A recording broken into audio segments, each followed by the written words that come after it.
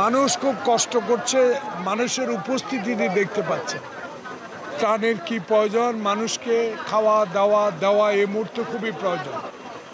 রাজনীতি জনগণের জন্য, সেই জনগণকে বাঁচিয়ে রাখার যে দায়িত্ব, সেটা আল্লাহর পরে আমাদের তারেক রহমান আমাদেরকে নির্দেশ দিয়েছে। আমরা যতটুকু পেরেছি এখানকার সভাপতি, বিএনপির সাধারণ সম্পাদক, ছাত্রদল, যুবদল, আপনারা নিজেরাই দেখেছেন, তারা বস্তায় বস্তায় ত্রাণ ইতিমধ্যেও দিয়েছে, আজকেও আমার উপস্থিতি দিয়েছে।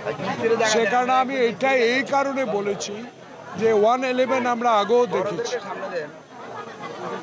আবারও 111-এর চক্রান্ত হচ্ছে কিনা সে বিষয়ে এখনো বলার সময় আসেনি, কারণ মাত্র 1 মাস অতিবাহিত হয়েছে এই সরকারের। এই সরকারকে সময় সকল রাজনৈতিক দলে দিয়েছে, তবে কিন্তু জনপ্রতিনিধির হাতে ক্ষমতা হস্তান্তর অতি প্রয়োজনীয়। কোনো অন্তর্বর্তীকালীন সরকার দীর্ঘদিন অবস্থান করে কোনো রাজনৈতিক সমস্যার সমাধান করতে পারে না।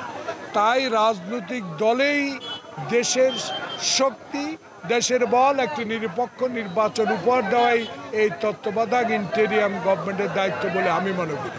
সেই জন্য আমি এই জন্য বলেছি, এই সরকারের বিরুদ্ধে যারাই ষড়যন্ত্র করুক না কেন, আমরা এই সরকারের সাথে আছি।